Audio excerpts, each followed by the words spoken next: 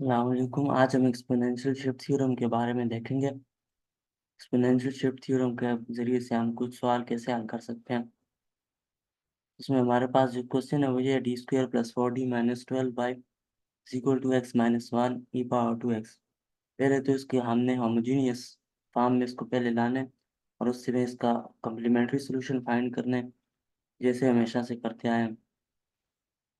और इसके साथ दूसरा इसका सोल्यूशन, पार्टिकुलर सोल्यूशन फाइंड करना है।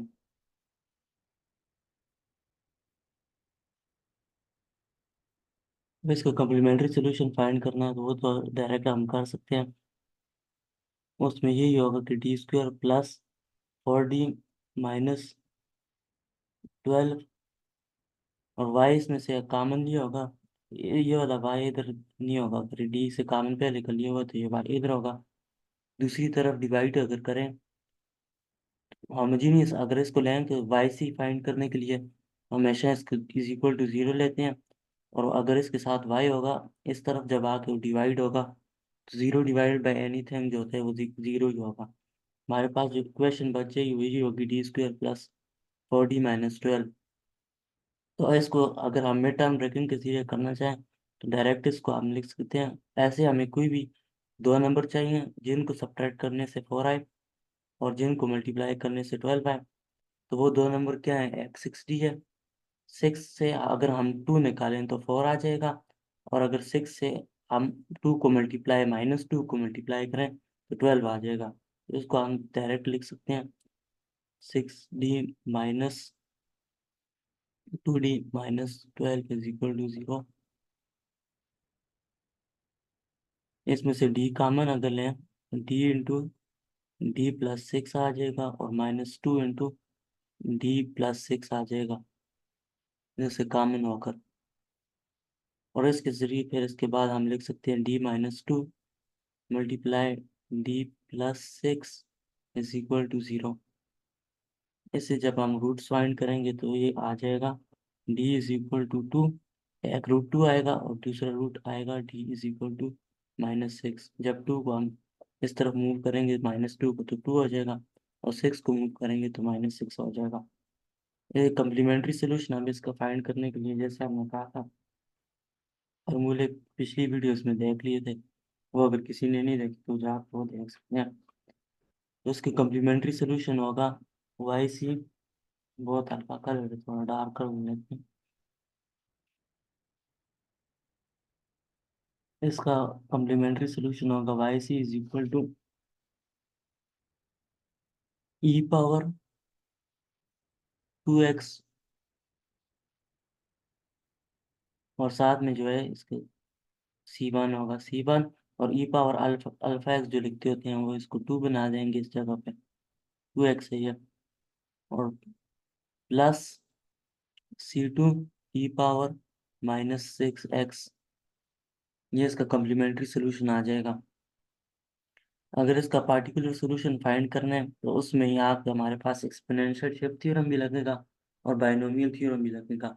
इस वजह से आप इस चीज़ को गौर से देखें ताकि इसकी सही करके समझ आ जाए।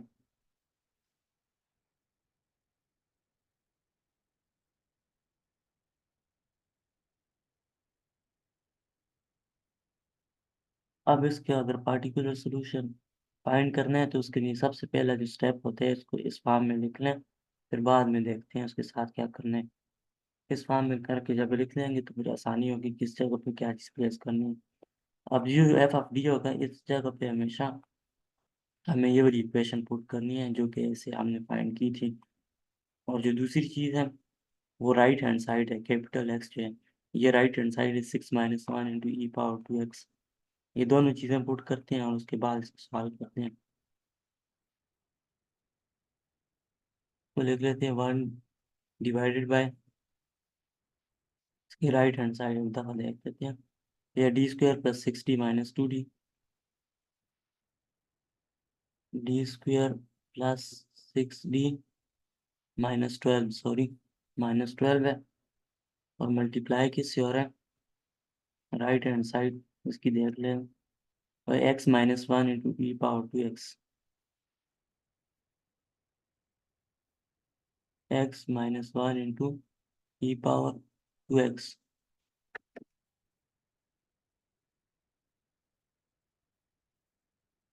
अब इसमें हमें फार्मूले लगाने हैं। इसको पहले हम डायरेक्ट मल्टीप्लाई कर देंगे, e⁻2x को x के साथ भी मल्टीप्लाई कर दें और इसको 1 के साथ भी मल्टीप्लाई कर दें।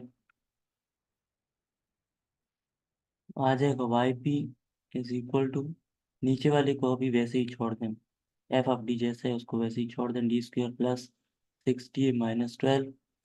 इसको अंदर मल्टीप्लाई किया तो ये आ गया e⁻2x मल्टीप्लाई बाई x और माइनस, जब ये इस 1 से मल्टीप्लाई होगा तो यहाँ पे भी आ जाएगा e⁻2x। अब इधर बायनोमियल थ्योरम लगाने की ज़रूरत भी है और उससे पहले हमें यहाँ पे एक्सपोनेंशियल शिफ्ट थ्योरम लगाना है। इधर से आगे हम एक्सपोनेंशियल शिफ्ट थ्योरम लगा रहे हैं। Exponential shift theorem. अब एक्सपोनेंशियल शिफ्ट थ्योरम कैसे लगेगा? एक्सपोनेंशियल शिफ्ट थ्योरम में ये होता है, ये जो e⁻2x है इसको हम यहाँ से पीछे ले आते हैं और इसके साथ कुछ नहीं करते, आगे जो पूरा आखिर में आंसर तक ये वाली जो टर्म है ये वैसी की वैसी आखिर तक जाएगी। इसको सिर्फ पीछे प्लेस कर देना है वाई पी का। इसको लिख लेंगे हम y p = e⁻2x और ये प्लेस करने के साथ ही हमने साथ में इसकी पावर को देखना होता है, इसमें कितना है, इसके साथ जो x के साथ कोफिशिएंट है वो कितना है। जैसे इसमें 2 है तो अभी हमें इसमें साथ में मल्टीप्लाई करना होगा, 1/बाय डी के साथ जो है 2 ऐड करना होगा, जहाँ जहाँ भी डी नज़र आ रहा है उसको रिप्लेस करना होगा d+2 के साथ। इसको d+2 से रिप्लेस कर दें तो क्या आएगा, d+2² +6 × d+2 - 12, यही आता है। उसके बाद जो x है, जो रह गया x, उसको वैसे ही लिख देना है। अब माइनस के लिए मल्टीप्लिकेशन में तो e⁻x और कोई दूसरा फंक्शन, कोई भी फंक्शन आ जाए उसके साथ ये काम कर सकते हैं, लेकिन अब इसके साथ यहाँ पे सब्ट्रैक्शन में कोई चीज़ अलग से आ रही हो उसमें क्या करना। जो चीज़ सब्ट्रैक्शन में आ रही है उसके लिए सिंपल सा रूल है कि उसके लिए जो एफ ऑफ डी है वो अलग फाइंड होगा, वो एक अलग तरह से अलग जगह पे सॉल्व होगा। इस वक्त इसको मैं सिर्फ इस जगह पे आकर छोड़ दूँ या फिर आगे चला, खैर ये छोटा सा ये, वरना हम ऐसे भी कर सकते हैं तो y p1 में सिर्फ जो टर्म एक ऐड हो रही है उसको करें 1/f(t) और ये, और दूसरे y p2 में हम इसको कर लें और आखिर में जो हमारा y होगा उसमें yc + y p1 + y p2 कर लें। इसमें सिंपल ही रखते हैं, इसमें ये हम यहाँ भी कर देते हैं क्योंकि ये इतना आसान ही है। तो ये -1/f(t) यहाँ पे भी लिख देंगे और e⁻2x लिख देंगे। ये इसके मुकाबले में ये चीज़ माइनस के साथ से आ गई है। अब y p, ये जो टर्म है ये तो वैसे ही रहेगी वैसे की वैसी, और आगे जो टर्म्स है उनको हम उनके मुताबिक जो दूसरे फंक्शन है उनके मुताबिक सॉल्व करेंगे। अब x चूंकि एक पोलिनोमियल फंक्शन है और हमने पढ़ा था कि जब भी हमारे पास कोई पोलिनोमियल फंक्शन आए तो वहाँ पर हम बाइनोमियल थ्योरम इस्तेमाल करेंगे। बाइनोमियल थ्योरम कैसे इस्तेमाल करेंगे वो अब हम यहाँ पे देखते हैं। यहाँ पे देखते हैं हम बाइनोमियल थ्योरम।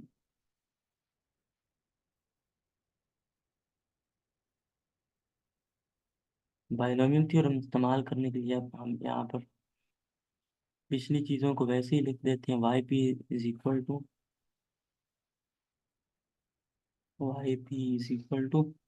= e⁻2x को वैसे ही लिख दिया। और इससे अब करना क्या होगा, इन चीज़ों को आपस में मल्टीप्लाई कर देंगे पहली, और इनको सॉल्व करके एवेलुएट करके जो आंसर आएगा उसके मुताबिक फिर अगला हम करेंगे। पहले इसको सॉल्व करते हैं। d+2 का स्क्वायर हमें पता है a+b² का जो फार्मूला होता है वो होता है a² + 2a और b, तो 2 × 2 4 हो जाएगा, b के साथ जब मल्टीप्लाई होगा और डी, इस तरह से यहाँ पे 4d आ जाएगा और +4, जो b का स्क्वायर था 2 का स्क्वायर 4 हो गया। Plus 6d plus 12 minus 12। फिर इनमें से कुछ टर्म्स कैंसिल हो रही होंगी, कुछ टर्म्स ऐड हो रही होंगी। यहाँ तक करने के बाद साथ में दूसरी चीज़ है, उसको भी अगर साथ में लेकर चलना है तो उसको भी साथ में ही लिखते हैं। -1/, इसको बल्कि यहीं पे सॉल्व करके इसका काम खत्म कर देते हैं। तो जी हमारी पास असल इक्वेशन क्या थी, d² प्लस 6d माइनस 12। अब जब e की पावर में एक्सपोनेंट में कोई चीज़ आ जाती है e⁻2x में, तो इस 2 को लेते हैं और d की जगह में पुट कर देते हैं।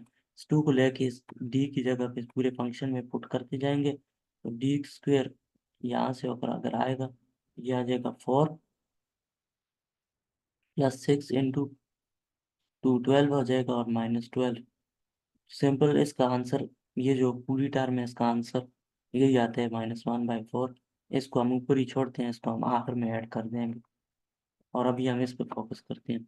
और इसको मल्टीप्लाई किससे करना है, एक्स के साथ लाजमी मल्टीप्लाई करना है। Y P is equal to e⁻2x लिख देंगे और 1/, 6d, और ये दो चीज़ें ऐड हो रही, 64d d² के साथ तो कुछ ऐड नहीं हो रहा, इन जो ऐड हो रहे हैं उनको ऐड कर देंगे, 10d आ जाएगा। और +12 और -12 कैंसिल हो रहे हैं, और हमारे पास जो आखिरी चीज़ बच रही है वो +4 रह रहे, साथ में मल्टीप्लिकेशन में एक्स आ गया। इधर से नीचे नीचे हम इसको सॉल्व करते हैं। अब ये चीज़ आ जाने के बाद हमें क्या करना होगा,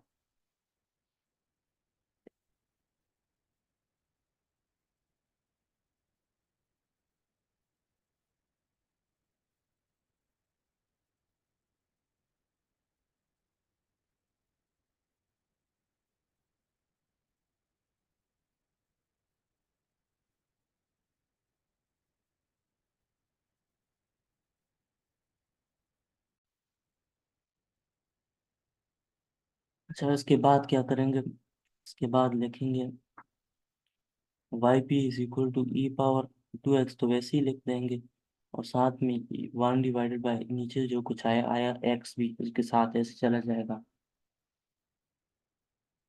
उसके बाद जो नेक्स्ट स्टेप करना होगा, वो उसमें से एक टर्म को 1 बनाना होगा। इसमें से अब कौन सी ऐसी टर्म है जिसको हम आसानी से 1 बना सकते हैं, वो सिर्फ 4 है, जिसको हम आसानी से 1 बना सकते हैं, हमें उसे 1 बनाना होगा। वो +4 है, क्योंकि हम 4 को जब कॉमन लेंगे तो ये वाली टर्म 1 बन जाएगी, बाकी टर्म्स कुछ ना कुछ दूसरी चीज़ बन जाएंगी, उन पर 4 डिवाइड हो जाएगा। अब अगर 4 को यहाँ पे कॉमन लेते हैं तो यहाँ पर आ जाएगा d² प्लस 10d। ये दोनों तो 4 पे डिवाइड होंगी, क्योंकि इनमें से 4 कॉमन लिया है, तो ये 4 इनसे इस तरह डिवाइड हो जाएगा, और +1 हम जो बनाना चाहते थे वो आ गया 1, और उसके साथ पूरी कोई ना कोई टर्म। ये चीज़ हम चाहेंगे इसमें करना, और इसके ज़रिए आगे सोल्यूशन करेंगे बायनोमियल थ्योरम, क्योंकि अगर इस फॉर्म में हम ले आए तो उसके लिए आगे आसान हो जाएगा काम। इसका फार्मूला आसानी से जो है हल हो जाएगा, 1+x⁻n की फॉर्म में अगर इसे ले आए। अब ये 1+x की फॉर्म में तो है, लेकिन इसको जब ऊपर लेकर जाएंगे हम, तो ये क्या हो जाएगा, Y P is equal to e⁻2x divided by 4। 4 इसके साथ भी डिवाइड हो रहा है तो उसको ऐसे लिख सकते हैं, और यहाँ पे लिख दिया 1 plus d² plus 10d divided by 4 power -1। अब ये चीज़ देखनी है कि पावर जो होगी इसके साथ आने वाली, जब इसको ऊपर लेके जाएंगे तो इसकी पावर -1 हो जाएगी, और इसके साथ x मल्टीप्लाई हो रहा होगा। ये इसलिए किया है ताकि हम बाद में जो ये डेरिवेटिव इस x के साथ मल्टीप्लाई होकर हो जाएंगे जब इस पे बाइनोमियल थ्योरम लगेगा। अब जो वाला बाइनोमियल थ्योरम आसान वाला है वो मैं इधर कर लेता हूँ। वो थ्योरम ऐसे है कुछ, 1 plus X power -1 is equal to 1 minus X plus X square minus X cube plus up to X power N.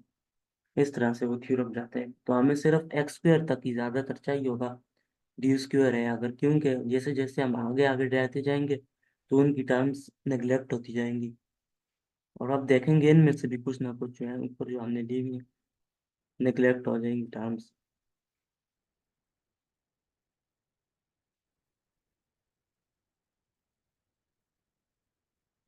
अब अगर इसको हम लिखते हैं इधर e⁻2x/4 तो वैसे ही आ जाएगा जैसे है, ये से अगला स्टेप है और ये जो था सिर्फ थ्योरम था। e⁻2x/4 क्योंकि इससे मल्टीप्लाई हो रहा है, अब ये 1 है और ये सारा x है, तो 1 को उसकी जगह पे लिखेंगे माइनस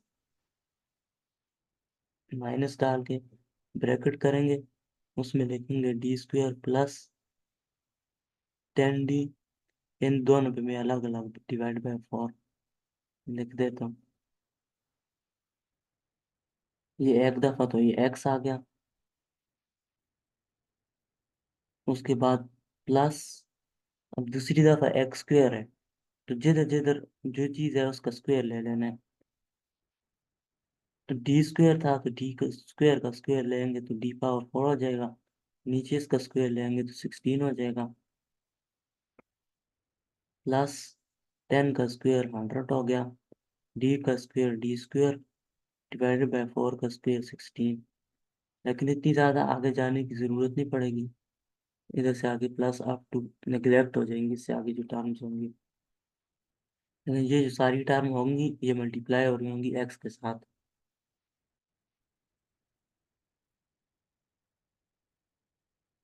अब जैसे ये सारी टर्म्स एक्स के साथ मल्टीप्लाई हो रही हैं, अगर इनको हम मल्टीप्लाई करें और फिर इसका सोल्यूशन करें तो क्या आता है, e⁻2x/4, एक्स जब इससे मल्टीप्लाई होगा तो एक्स आएगा माइनस डी स्क्वेयर x/4।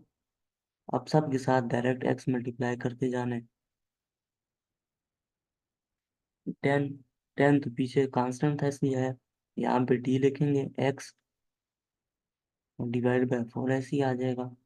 अब इधर से मैं जो आगे टर्म्स डी पावर 4 वाली टर्म नहीं लिखते क्योंकि वो हमें पता है डायरेक्ट निगलेक्ट ही हो जाएगी, क्योंकि पहली दफ़ा अगर एक्स का डेरिवेटिव लें, इसकी वजह यह है कि अगर हम एक दफ़ा एक्स का डेरिवेटिव लें तो 1 आएगा, दूसरी दफ़ा जब हम 1 का डेरिवेटिव लें तो डायरेक्ट 0 आएगा, इसलिए स्क्वायर वाली टर्म भी निगलेक्ट हो जाएगी, वो भी कर लेंगे, और पावर 4 वाली तो डायरेक्ट ही हो जाएगी निगलेक्ट।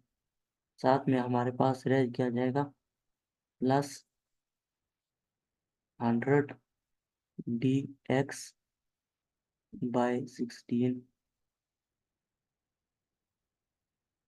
अब इनको जब मल्टीप्लाई करेंगे तो यहाँ आएंगे e⁻2x/4 एक्स माइनस, इसका जो जब हम लेंगे तो 0 आएगा, अभी मैंने बताया 0 प्लस, और इसका जब लेंगे तो 1 आएगा क्योंकि d/dx ऑफ एक्स 1 होता है, तो ये आएगा 10/4। और इसी तरह यहाँ पर भी 100/16 आ जाएगा। और इन चीज़ों को जब हम ऐड करेंगे उसके बाद हमारा फाइनल आंसर आ जाएगा, कुछ भी एलसीएम वगैरह लेकर। और आखिरी आंसर हमने फिर कैसे लिखना होगा, आखिरी आंसर अब ऐसे लिखना होगा, YP is equal to YC plus YP। अब YP में ये वाला भी लिखना है ये सारा, और इसके अलावा जो दूसरा ऊपर रह गया, जो हमने ऊपर आधा छोड़ दिया, इसको भी लिखना है। इन तीनों को जब ऐड करके लिखेंगे इसके साथ, इसको भी ऐड करके लिखेंगे, इन तीनों को जब ऐड करके लिखेंगे तो हमारा फाइनल आंसर आ जाएगा। अब YC को पहले लिखते हैं, यहाँ पर इस जगह पे लिख लेते हैं आखिरी answer, C1 e⁻2x plus C2 e⁻−6x